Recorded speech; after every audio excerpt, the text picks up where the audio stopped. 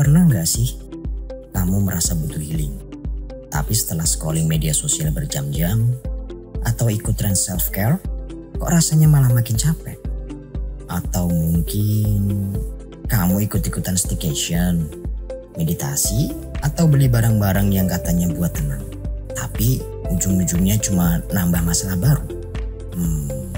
Healing ini sebenarnya solusi atau jangan-jangan kita malah kabur dari masalah?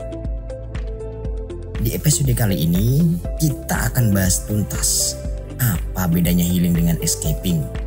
Kenapa banyak dari kita yang malah terjebak di lingkaran yang sama, dan bagaimana Islam memandang solusi sejati untuk hati yang gelisah. Jadi, apakah healing itu cuma hype atau ada cara yang lebih baik untuk benar-benar tenang? Stay tune ya, karena jawabannya mungkin lebih dekat dari yang kamu kira. Kita itu sering lupa bahwa selama kehidupan masih ada, kita selama hidup, maka ujian masalah itu pasti melekat ya. Ujian masalah itu keniscayaan hidup kan. Nah, orang seringkali dengan healing itu dia sebenarnya pengen lari dari masalah yang dihadapi. Jadi rata-rata orang sebenarnya pengen healing, tapi yang terjadi adalah lari, escaping dari persoalan atau masalah yang dia. Banyak orang takut menghadapi masalah, padahal masalah itu yang mesti dihadapi. Sebab kalau tidak kita hadapi, itu hanya mengundur waktu, kita akan mendapati masalah yang sama gitu ya, karena kita belum belajar dari masalah itu.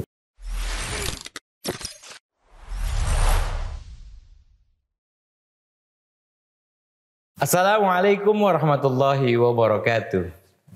Kita berjumpa kembali di channel Tauhid Cinta. Kali ini kita akan membahas mengenai tren healing atau escaping.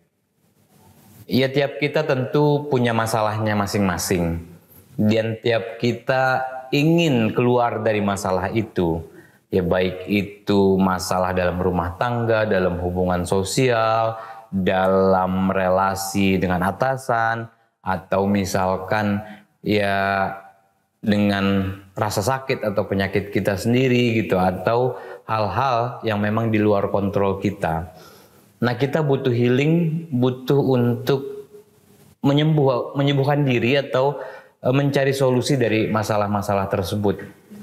Nah, bagi sebagian kalangan, wisata atau pergi ke suatu tempat, ke pegunungan kah atau ke pantai, itu bagian dari healing.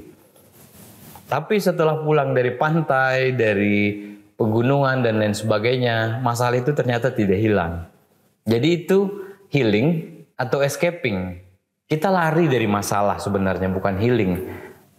Healing itu apa sih? Dan kenapa kita cenderung bukannya healing, tapi malah escaping? Nah, kita akan membahas ini dengan Ustadz Mukhlisin Aziz. Beliau adalah pembina di channel Tauhid Cinta ini dan Wakil Ketua STAI atau Sekolah Tinggi Agama Islam Muslim Asia Afrika. Assalamualaikum. Waalaikumsalam warahmatullahi wabarakatuh. Kemarin baru ke Bali nih, liburan awal tahun. Healing apa escaping? Healing apa escaping gitu.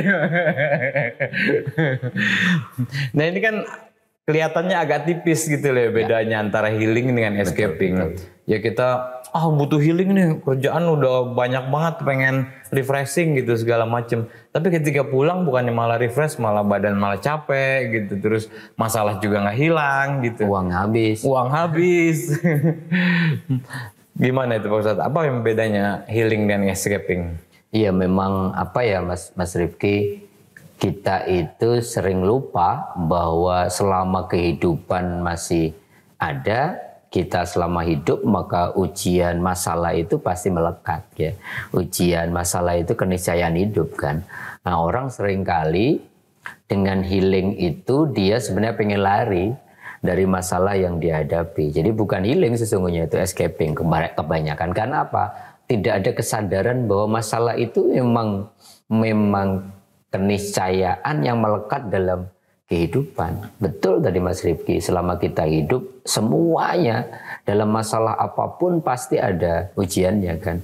Pekerjaan ada masalah, hubungan suami istri ada aja gitu ya kendalanya, ada ujiannya, anak juga sendiri, hubungan sosial sama tetangga juga kadang-kadang teman punya masalah. Maka ketika orang gegana gitu, galau, gelisah dan merana, biasanya orang waktunya healing nih katanya.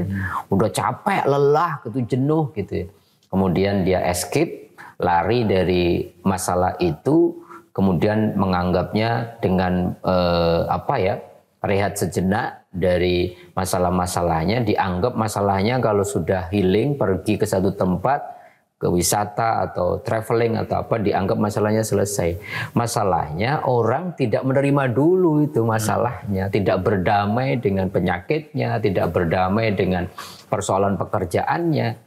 Jadi rata-rata orang sebenarnya pengen healing, tapi yang terjadi adalah lari, escaping dari persoalan atau masalah yang dia. Banyak orang takut menghadapi masalah, padahal masalah itu ya mesti dihadapi. Sebab kalau tidak kita hadapi itu hanya mengundur waktu, kita akan mendapati masalah yang sama gitu ya. Karena kita belum belajar dari masalah itu. Itu poin yang saya kira penting untuk disadari dulu, bagaimana bahwa yang namanya hidup itu ya pasti beririsan sebuah keniscayaan kita punya masalah dalam kehidupan. Jadi healing sebenarnya bukan di luar dari diri kita, tapi diri kita sendiri. Betul. Jadi bukan faktor eksternal yang membuat kita bisa healing gitu, tapi sebenarnya diri kita. Faktor eksternal itu bisa jadi cuma trigger atau pemicu. Betul. Gitu ya. Ya misalkan kita kita lagi punya masalah dengan atasan gitu atau dengan teman. Ya bukan larinya ke gunung atau larinya ke pantai gitu. Bisa saja untuk berefleksi atau muhasabah segala macam gitu. Tapi apakah masalahnya hilang? Ya tidak, karena kan harus kita hadapi masalah itu. Setelah masalah itu selesai, baru kita bisa healing kemana gitu. Betul. Jadi sudah melepas semuanya itu dengan berdamai dengan semua itu gitu. Jadi sesuatu yang sebenarnya ada di dalam diri kita gitu, yang bukan faktor eksternal yang membuat kita healing. Justru faktor eksternal membuat kita escaping gitu. Iya, bisa jadi dua-duanya kita bisa lakukan. Cuman kadang-kadang orang yang pengen rehat sejenak, dalam tradisi Islam ada istilah khalwat ya. Khalwat itu kita menyendiri dari rutinitas kita untuk sejenak gitu ya. Untuk apa? Melihat masalahnya lebih jernih ya, lebih objektif. Rasulullah itu pernah kurang lebih 3 tahun dari umur 37 sampai 40 ngelihat persoalan yang dia lihat di masyarakat Arab waktu itu masih jahiliyah. Rasulullah ini Masya Allah, masyarakat kok nggak ada moral, semuanya kasta, orang dibeda-bedakan gara-gara kekayaannya, kemudian moralitas bobrok dan sebagainya. Rasulullah pengen kemudian melihat ini secara lebih objektif dan pengen menemukan solusi dari masalah itu. Rasulullah melakukan khalwat kan ke Gua Hira. Sampai kemudian selama 3 tahun akhirnya mendapatkan healing yang luar biasa, menjadi seorang nabi dan rasul. Jadi kalaulah kemudian hari ini kita kemudian analogikan apa yang disampaikan oleh Kanjeng Nabi, kalaulah kita kemudian jenuh terhadap masalah kita, kemudian rumah tangga kita, kalaulah kemudian kita memutuskan rehat dari keseharian kita, itu harus dalam rangka kesadaran itu gitu. Pertama untuk melihat masalah kantor itu lebih jernih, atau yang pertama untuk tadi Mas Rifki sampaikan, boleh jadi cara pandang saya ngelihat masalah ini yang belum utuh gitu. Sehingga proses healing atau berhenti sejenak, escaping sejenak dari rutinitas itu sebagai sebuah muhasabah diri dulu gitu. Dia kemudian mencoba mengevaluasi perjalanan hidupnya dalam konteks pekerjaan, dalam konteks hubungan dengan pasangannya, dalam konteks hubungan dengan anak-anaknya. Baru kemudian kalau dia bisa lebih jernih melihat itu, kesadaran dirinya juga berubah cara pandangnya, healing di situ berproses gitu. Tapi kalau sekedar udahlah bosan saya, kemudian kerja melulu setiap hari, saya mau liburan dulu seminggu. Tapi kalau di sana dia tidak membawa masalah itu dalam konteks melihatnya lebih jernih, tapi kemudian dia lupakan, itulah escaping gitu. Artinya apa? Bahwa kita bisa khalwat sejenak, tapi pada saat itu juga proses healing berjalan. Asal kemudian ada kesadaran tadi, ada proses-proses, misalkan proses muhasabah. Kalau di dalam Islam ada proses pertama disebut ridho dulu. Nah, berdamai dengan masalah yang ingin dia healing itu, sembuhkan itu. Kalau nggak ada proses pertama, dia nggak ridho, ya, dia nggak berdamai dengan rasa sakitnya, dia nggak berdamai dengan berantem sama atasannya, dia nggak berdamai dengan pasangannya, maka proses healing hanya sekedar traveling, tidak ada healing di situ. Jadinya malah escaping. Masalahnya tetap berjalan, balik dari traveling kemudian masalahnya belum tersentuh, tapi kalau sudah ridho, nanti Allah anugerahkan apa yang namanya kita bisa merubah cara pandang, Mas Riki. Makanya kalau orang sudah ridho, husnudonnya muncul. Cara pandangnya, oh ternyata masalahnya bukan hanya di pihak pasangan saya. Ternyata saya juga selama ini keliru melihat bagaimana pasangan mestinya saling menutupi, tidak boleh saling ego dan sebagainya. Maka husnudon itu nanti kemudian dibimbing oleh Allah, kita bisa melihat prasangka.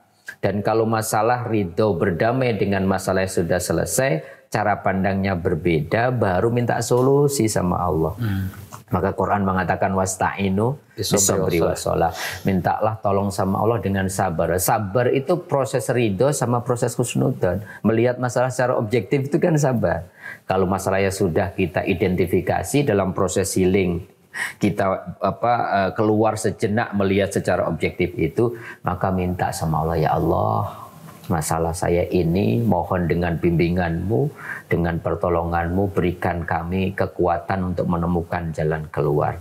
Kalau sudah memohon sama Allah terjadi, maka selanjutnya ada ikhtiar maksimal, ada proses untuk penyembuhan tadi. Dari escaping sebentar tadi, rehat sejenak, maka balik lagi ke dunia normalnya, ke keluarganya, ke kantornya. Dia sudah punya cara pandang baru, sudah berdamai dengan masalahnya. Dia ikhtiar untuk, oh berarti selama ini saya yang boleh jadi terlalu egosentris.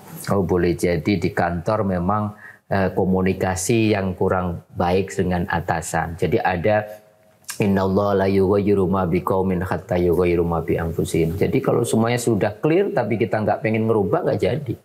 Tetapi yang terakhir biasanya kalau orang beriman, setelah dia ikhtiar maksimal merubah masalah yang dia ingin selesaikan, dia imbangi dengan memperbanyak zikir sama istighfar. Nah, zikir itu berarti apa?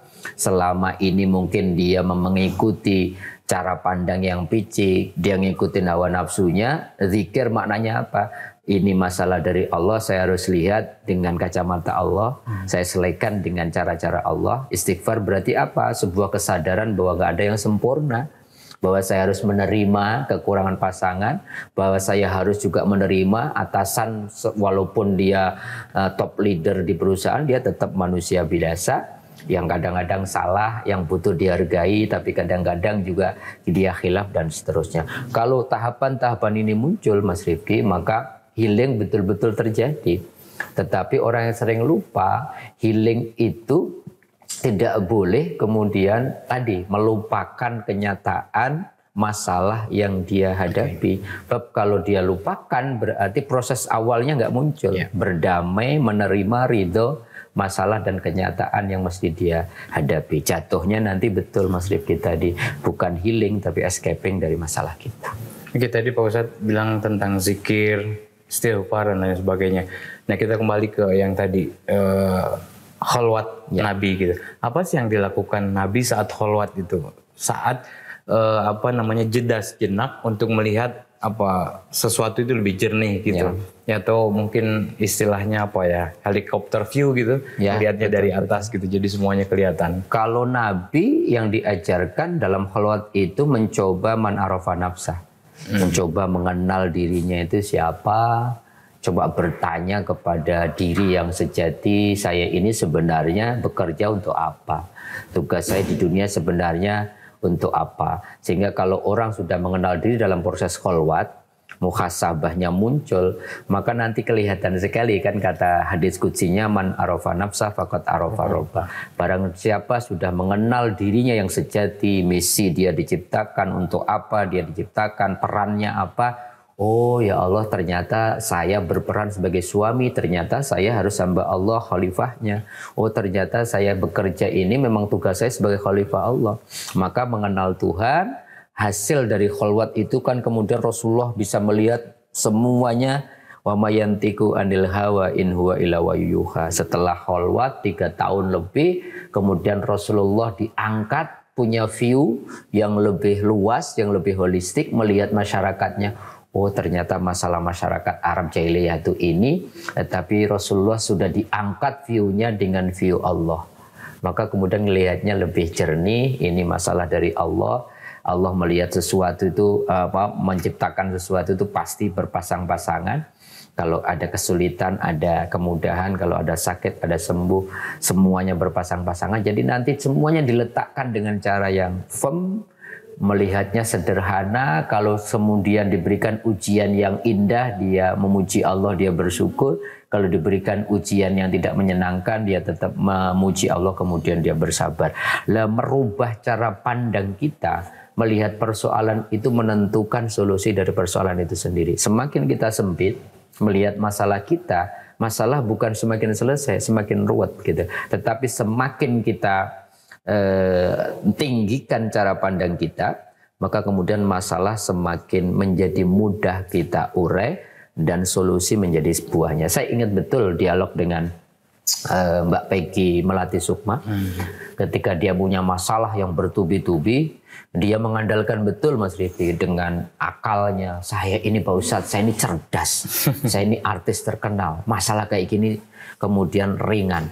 Semakin dia bergantung kepada dirinya dengan korelasinya, dengan keartisannya, dengan kecerdasannya, kata Mbak Peggy, kemudian masalah semakin berat, semakin nggak tahu juntrungan apa solusinya. Tetapi pada titik tertentu, ketika dia sudah total surrender, maka dia nulis buku Menjemput Allah di Sepertiga Malam itu. Kemudian pada posisi, ya Allah, saya serahkan, saya pasrah masalahku kepadamu. Engkau yang memberikan masalah, engkau juga yang memberikan jalan keluar. Di situ katanya butuh proses katanya tentunya, tapi semuanya masalah diselesaikan satu. Tapi ya butuh ruang dan waktu. Itu yang seringkali orang lupa. Orang semakin mengandalkan, bayangin masalahnya dari Allah yang sebegitu luar biasa komposisinya, tetapi kita sikapi, kita selesaikan dengan diri kita yang ringkih, yang terbatas, maka kemudian semakin bukan masalahnya selesai, semakin besar. Tetapi kalau kita mundur sejenak, kita terima masalah ini dari Allah, kita berprasangka baik bahwa masalah ini sebenarnya untuk memberi pelajaran besar buat kita, kemudian minta tolong sama Allah yang memberikan ujian pada kita, disertai sholat, menyapa Allah, disertai ikhtiar yang maksimal, disertai terus zikir, artinya view-nya, cara pandangnya dengan cara Allah, dan kemudian disadari dengan istighfar bahwa kita makhluk yang lemah, selesai. Itulah healing yang sesungguhnya. Gitu. Oke, menarik sekali, luar biasa ya. Ya intinya bahwa ya nggak apa-apa juga kita escaping, tapi escaping itu bagian dari healing. Ya, proses. Karena ya kita perlu me time. Ya khalwat itu mungkin bagiannya, salah satu bagiannya adalah me time. Kita mengenal diri kita sendiri, kita berdialog, kita berbicara dengan diri kita sendiri untuk mengenal lebih jauh tentang Allah gitu segala macam. Karena kan tadi Pak Ustadz nyebut hadis qudsi, man arafa nafsah faqad arafa rabbah gitu. Barang siapa yang mengenal Tuhannya, dia akan mengenal dirinya, dia akan mengenal Tuhannya. Nah, jadi ya semua itu pasti ada hikmahnya. Di balik segala peristiwa, di balik segala masalah, di balik segala tantangan, obstacle, di balik segala masalah, itu terselip hikmah yang mendalam. Nah, tinggal kita gali hikmahnya apa. Nah, melalui khalwat, melalui me time, melalui kita healing segala macam, healing dalam pengertian escaping tadi ya. Nah, kita akan mendapat healing yang sesungguhnya. Healing itu bukan saja menyembuhkan, tapi kita bisa menarik hikmah. Betul. Mendapat hikmah dari Allah, mendapat pencerahan, enlightenment, dan cara pandang kita terhadap sesuatu menjadi berbeda. Makom kita naik sedikit lah kira-kira ya. Nanti masalah sebesar apapun, karena cara pandang kita sudah luas, volume penerimaan kita terhadap masalah sudah semakin lebar, maka kemudian yang biasanya 50 kilo masalahnya kalau kita ngelihat volume, tapi hati kita cuma 30 kilo, nggak kuat. Tapi dengan healing kemudian kita menemukan diri baru, kemudian kita tingkatkan volume menerima masalahnya 100 kilo, kemudian kita balik lagi ke dunia nyata, ada masalah 70 kilo, oh enteng gitu. Itu yang seringkali orang lupa, orang cuma sekedar escaping aja. lari dulu deh, tapi nggak menyelesaikan masalah. Masalahnya ditinggal, balik lagi masalahnya tetap. Karena yang harus diluaskan alam nasroh laka sodroknya itu, dadanya diluaskan, hatinya diluaskan, jiwanya dilembutkan, sehingga nanti menghadapi cobaan itu bisa lebih kuat karena fondasi kita juga lebih kuat lagi. Oke, terima kasih luar biasa Ustaz. Ya, intinya beban apapun yang sekarang ada di pundak Bapak, Ibu, dan teman-teman sekalian, masalah apapun, penyakit apapun, selalu libatkan Allah. Karena kita adalah manusia yang lemah, manusia yang dhaif, yang tanpa daya, tanpa upaya, selain kekuatan Sang Maha Cinta, Sang Maha Pemurah, Pengasih, dan Penyayang. Ya, terima kasih atas partisipasinya. Semoga dengan ini kita bisa benar-benar mendapatkan healing yang sesungguhnya dan menarik segala ibrah atau hikmah dari segala peristiwa. Mohon maaf atas segala kekurangan. Wassalamualaikum warahmatullahi wabarakatuh.